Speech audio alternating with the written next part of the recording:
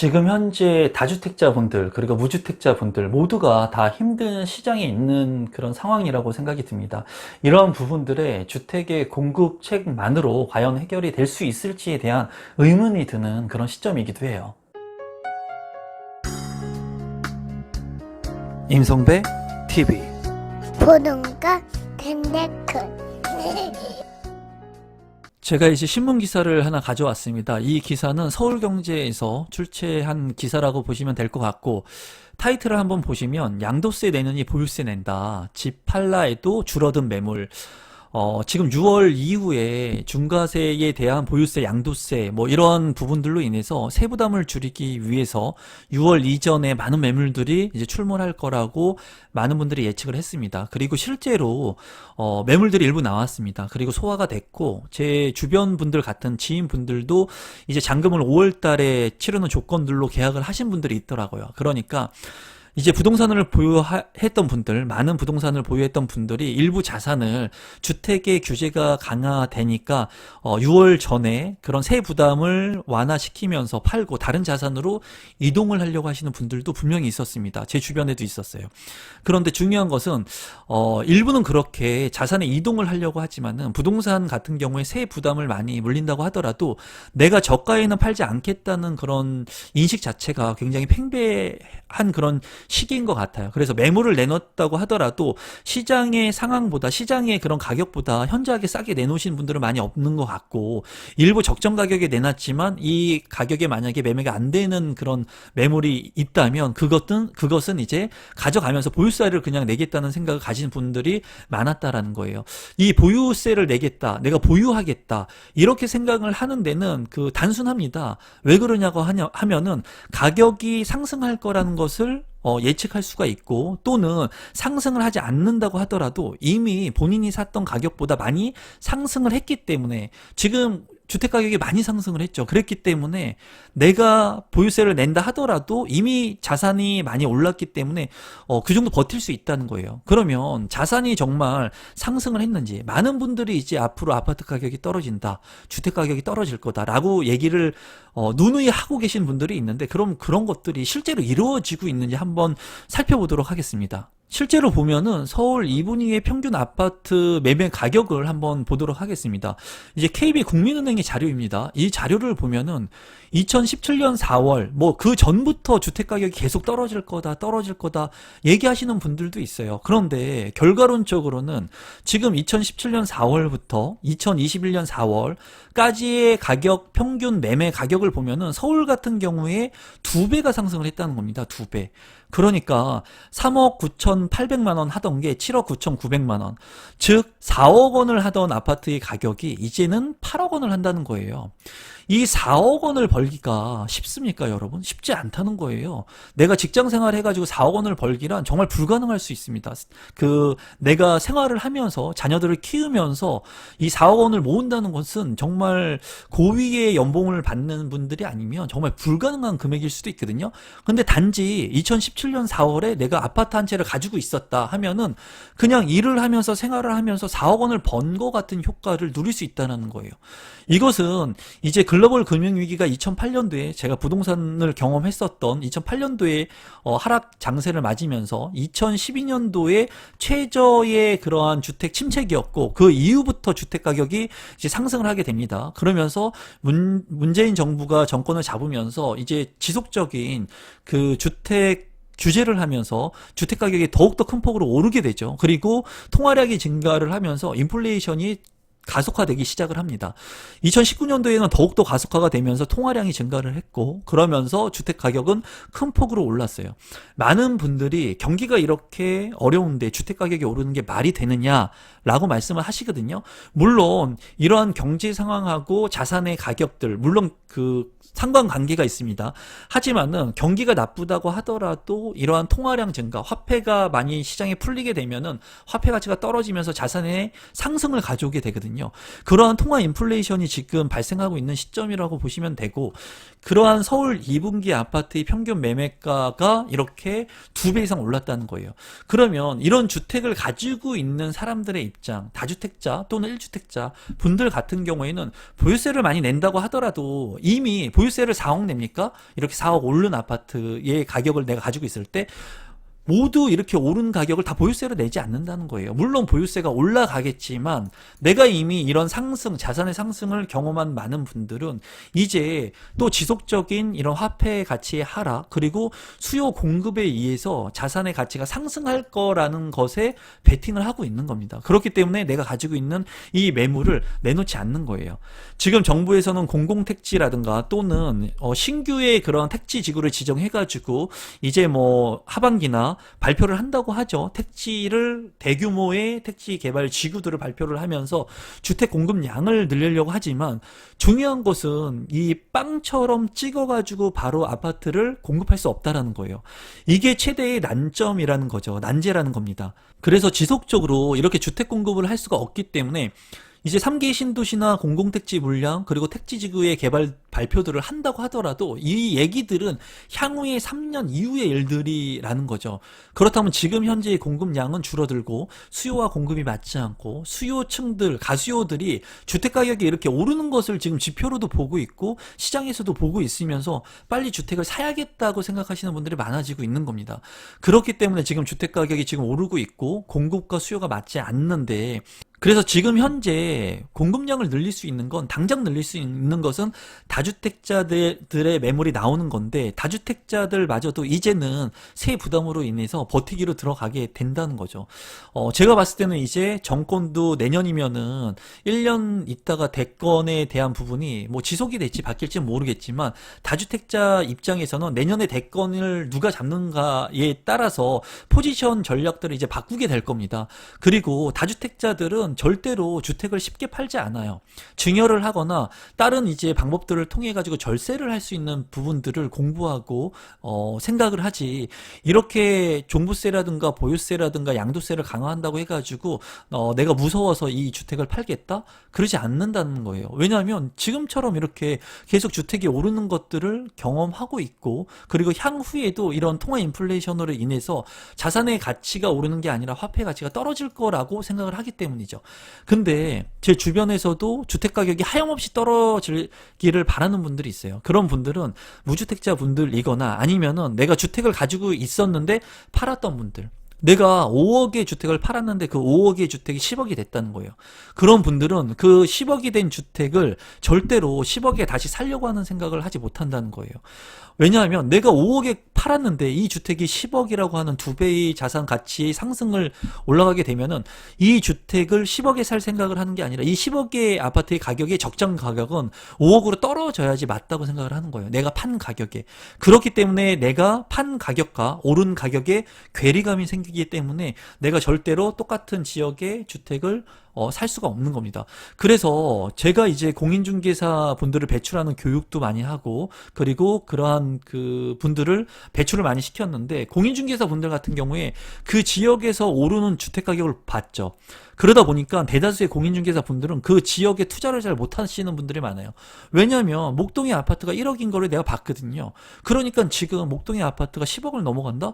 쉽게 사지 못하는 거예요. 그런 분들이 많습니다. 그리고 그 주택들을 가지고 있을 때 내가 샀다 팔았다를 하면서 단기간의 차익을 남기려고 하지, 장기간 동안 가지고 가면서 이 목동의 재건축이라든가 이러한 것들을 가져가는 분들이 그렇게 많지 않다는 거예요.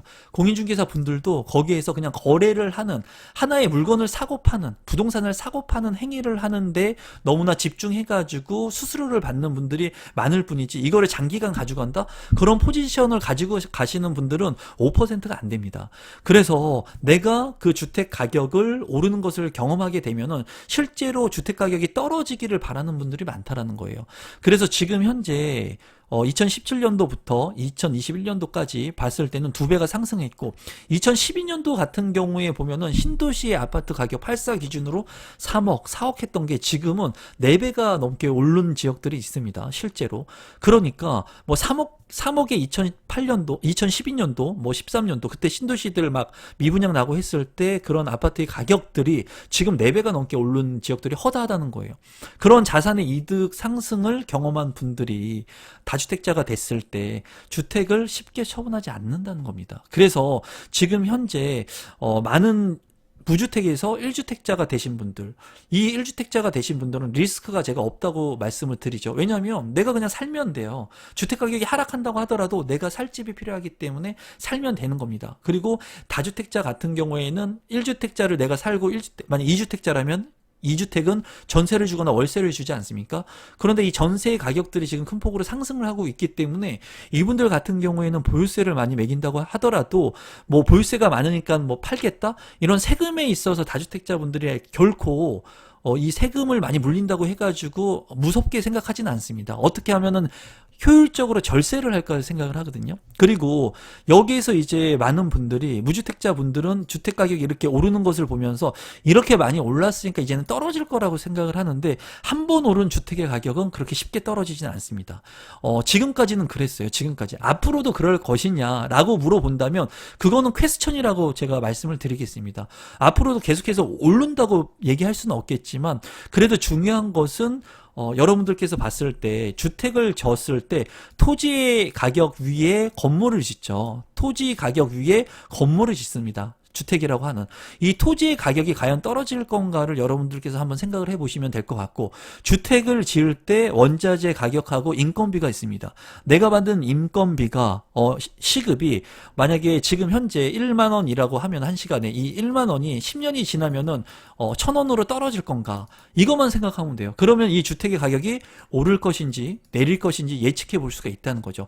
저 같은 경우에는 이 원자재의 가격들 그리고 인건비의 가격들은 올라갈 거라고 생각을 해요. 토지의 가격도 떨어진 부분들이 그렇게 없기 때문에 이 토지의 가격들도 지속해서 올라갈 거라고 생각을 합니다. 그러면 결론적으로는 주택의 가격은 올라갈 개연성이 크다는 거예요. 그래서 제가 이제 많은 분들한테 이제 주택이 많이 올라갈 거니까 사라 이런 관념에서 말씀을 드리는 게 아니라 다주택자 분들 같은 경우에도 이러한 두려움들 주택 가격이 떨어질 것 같은 그런 하락 장세에서도 이 주택을 매입을 하고 이 투자를 하면서 주택수를 늘리면서 이분들이 경험을 하면서 이 주택수를 늘리고 다주택자가 되셨을 거라고 생각을 합니다.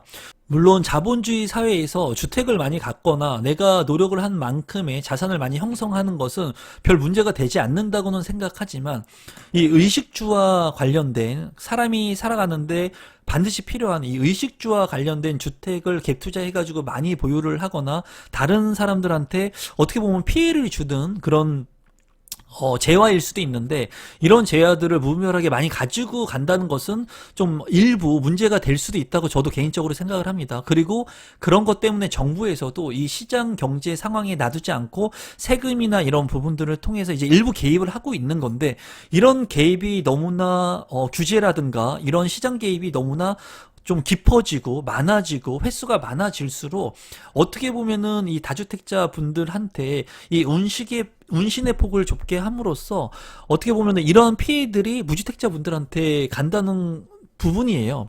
어떻게 보면 정가의 효과가 있다는 겁니다. 왜냐하면 임대차 3법으로 인해서도 4년 동안 이제 내가 2년마다 전세에 대한 부분을 올릴 수 있었는데 이제 임대차 3법으로 이제 4년마다 전세 가격을 올려야 되니까 큰 폭으로 전세 가격을 세입자한테 부담을 전가시키고 있지 않습니까?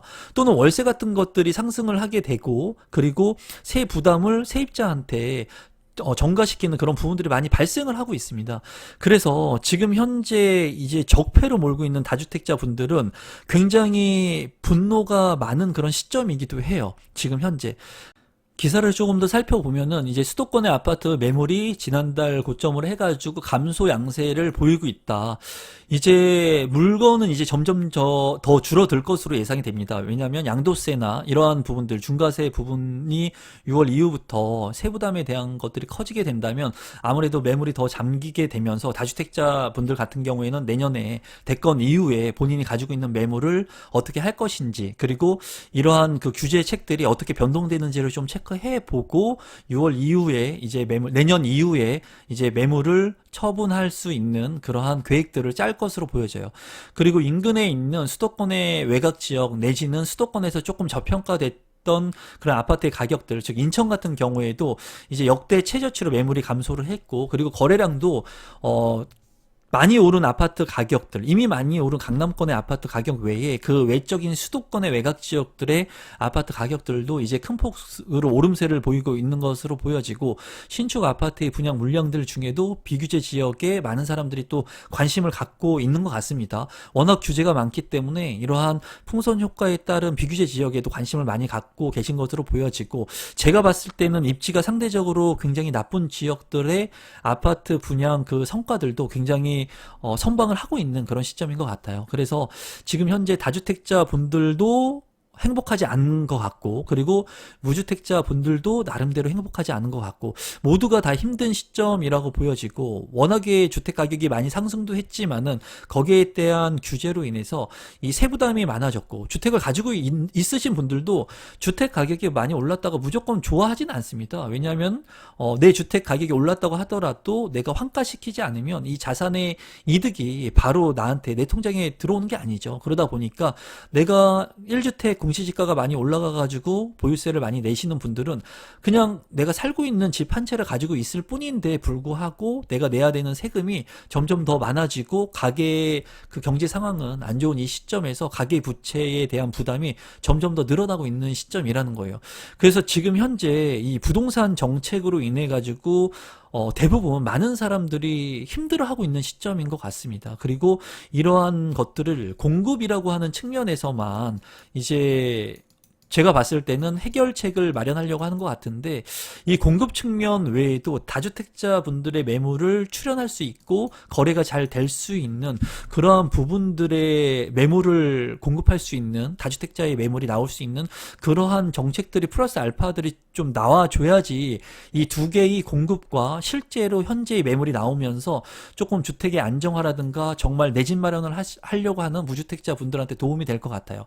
이런 얘기를 하면은 무주택자 분들은 그런 말씀을 하실 겁니다. 이미 집값이 많이 올랐는데 이 다주택자들의 매물을 절세를 해줘가지고 내놓게 된다면은 이것들을 무주택자들이 받아주면서 다주택자들만 이익이 되는 거 아니냐라고 생각할 수 있는데, 이런 매물들이 안 나오게 되면은 더 매물을 살려고 하는 수요층들로 인해서 주택 가격이 더 오를 수 있다는 거예요. 왜냐하면 공급이 지금 현재 당장 나올 수 있는 물량이 없기 때문에. 그래서 이런 부분은 양날의 칼이라고 볼 수가 있습니다.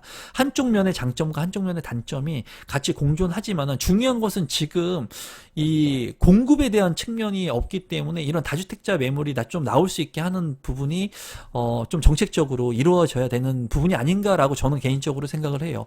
그리고 이러한 부분들이 나오면 좋겠지만은 지금 현 정권에서는 글쎄요, 나오게 될지 모르겠습니다. 이거를 인정해 주면은 본인들의 그 일관성 있었던 정책의 기조가 좀 잘못된 것을 인정하는 거기 때문에 이 다주택자들의 절세 효과를 내는 그런 부분들은 나오지 않을 것으로 예측이 되기는 합니다. 그리고 공급에 대한 시그널만을 계속 지금 주고 있는데, 이 공급에 대한 시그널을 지금 계속 해서 지속적으로 줄 것 같아요. 그러면서 지금까지는 규제를 많이 했지만 앞으로는 이 공급을 통해서 무주택자한테도 무주택자의 그 대출에 대한 규제에 대한 부분들은 지금 정부에서 논의를 하고 있습니다.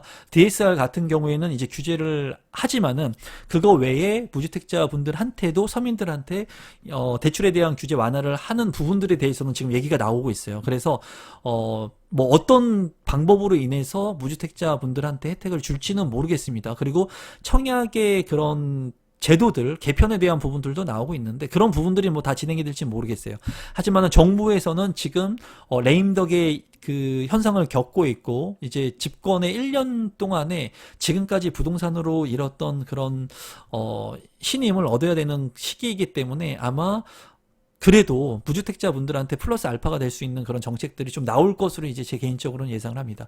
지금 현재 주택 가격이 계속 떨어질 거다. 그리고 다주택자들이 매물을 큰 폭으로 계속 내놓을 것이다 라고 하는 이런 예측들은 지금 현재 이제 시간이 지나면 지날수록 점점 더 감소세로 보이고 있기 때문에 물량 같은 경우에는 더욱더 없어지는 그런 현상이 이루어질 수도 있을 것 같다는 생각이 듭니다. 물론 대출 규제 때문에 사기도 쉽지 않고 팔기도 쉽지 않는 그런 시장이 일부 좀 지속될 것 같습니다. 그럼 오늘은 다주택자에 대한 부분들 그리고 신문 기사를 보면서 제가 가지고 있는 생각을 좀 공유해 봤습니다. 오늘도 마지막까지 제 영상 시청해 주셔서 감사드리고 제가 가지고 있는 이런 생각들은 여러분들께서 그냥 참고만 하시면 됩니다.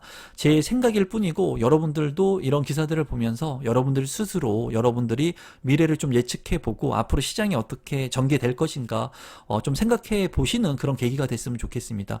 오늘도 마지막까지 제 영상 시청해 주셔서 진심으로 감사드리고 오늘 영상은 이것으로 마무리 짓도록 하겠습니다.